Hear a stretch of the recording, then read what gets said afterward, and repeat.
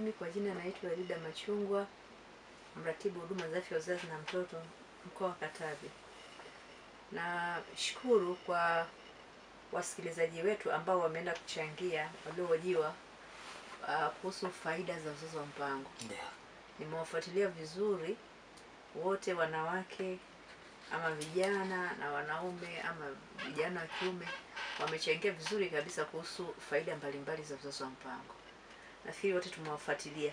Ndio. Lakini kwa kuongezea tu ama kukazia kwa ajili ya faida ya wasikilizaji wengine, faida za matumizi ya njia za kisasa za uzazi wa mpango zimegawanyika katika makundi tofauti tofauti. Zipo faida kwa mama, kama mama yeye huyo ambaye ndio yeye mbeba mimba ama ndio mama anayezaa, anayeleta mtoto duniani. Lakini kuna faida kwa watoto hao pia wanaozaliwa, na pia kuna faida kwa wanaume, lakini pia faida hata kitaifa. Tukianza na faida kwa mama akipanga uzazi, mama akipangilia uzazi vizuri pamoja na mwenza wake, ni dhahiri kwamba afya ya mama itapata nafasi ya kuimarika baada ya kujifungua. Mama akijifungua akakaa miaka miwili bila mimba nyingine, itamfanya mwili wake, hali yake ya kiafya irudi katika hali ya kawaida. Viungo vyake vya uzazi virudi kwenye hali yake ya kawaida na mwili kuimarika. Kwa maana hiyo sasa, kama mama atapanga uzazi vizuri, asizae karibu, ni dhahiri kwamba afya yake itaboreka. Lakini mama huyo ataweza kushiriki kwenye kazi za kiuchumi kwa sababu atakuwa ana nafasi kati ya mtoto na mtoto. Mama huyo pia atakuwa na muda mzuri wa kuweza kuwalea watoto ambao tayari wapo. Na hata kama atapata ujauzito mwingine, basi kwa kuwa mtoto aliyetangulia atakuwa tayari ana umri mzuri, mama ataweza kutunza hiyo mimba vizuri kwa furaha, kwa sababu hatakuwa na msongo wa mawazo wa kuwaza kwamba huyu mtoto mchanga leo ameamka, huyu mtoto ambaye tayari ameshazaliwa labda leo ameamka anaumwa, labda leo amekuwa hivi na hivi. Mara nyingi watoto wakifuatanishwa karibu, huyu ambaye tayari amekusha kuzaliwa wanakuwaga na changamoto za kuumwa magonjwa hapa na pale. Lakini pia mama tu na yeye anakuwa hana furaha sana, anamwonea huruma mtoto wake ambaye tayari ameshazaliwa. Lakini hiyo mimba ama huo ujauzito alionao pia anakuwa hana furaha nao kulea, kwa sababu majukumu yamemsonga. Watoto ambao wameshazaliwa tayari ni wamefatana hapo, wote wanahitaji huduma yake. Lakini bado mtoto mkubwa kwa maana ya baba naye anahitaji huduma. Kwa hiyo huyu mama anapitia kwenye kipindi ambacho kinaweza kikao cha msongo kwake wa mawazo ama cha stress, kwa sababu ya majukumu na hali ambayo atakuwa nayo. Kwa maana hiyo sasa, mashauri kina mama waweze kutumia njia za kisasa za uzazi wa mpango ili waweze kupata hizo faida, kunufaika na hizo faida. Na kutumia uzazi wa mpango kunaepusha pia vifo vya kina mama wakati wa uzazi.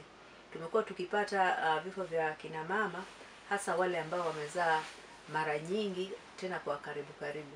Kwa kama mama atatumia njia za kisasa za uzazi wa mpango, ni asilimia kubwa wataepuka na vifo vitokanavyo na uzazi.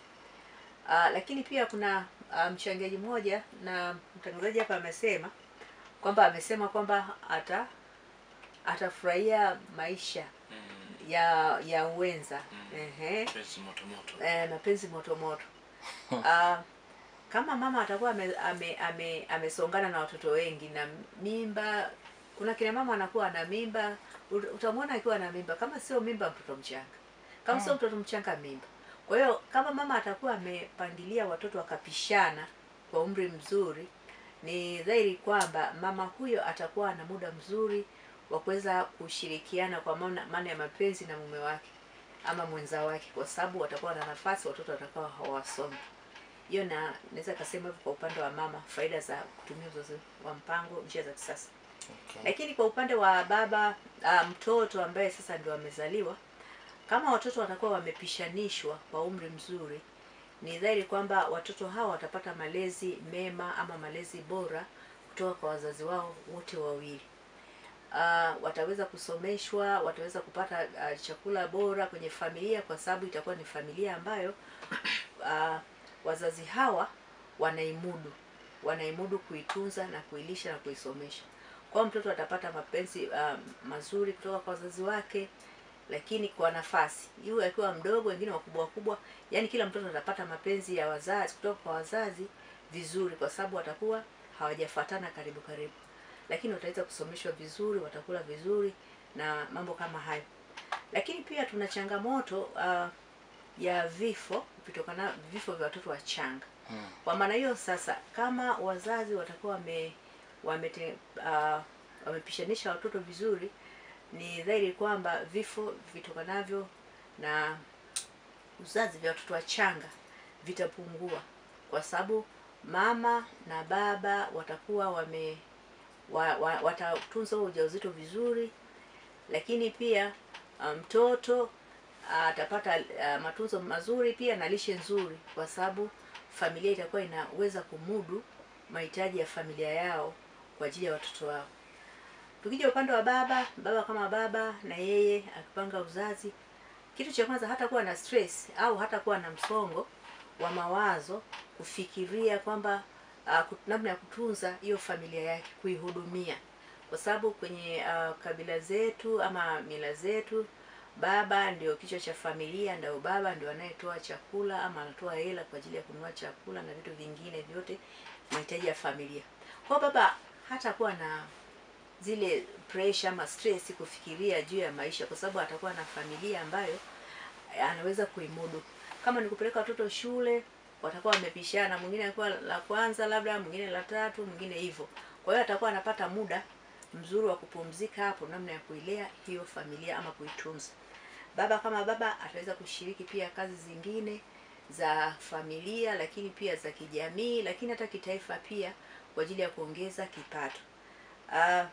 Baba huyu pia yeye kama baba, basi naye atapata muda mzuri kufurahia na mwenza wake, kwa sababu kama mama muda wote yuko na mimba, kama sio mimba mtoto mchanga, hata baba hafurahii. Ndio baadhi ya kina baba wanaanza kuchepuka, anaweka ana mke wake mjamzito, anaanza kwenda kutafuta mke mwingine, kisa kwa sababu mama hana nafasi nzuri ama hali nzuri ya kuweza kushiriki kwenye mambo ya ndoa vizuri na mwenza wake, kwa sababu anasumbuliwa, amesongwa na watoto.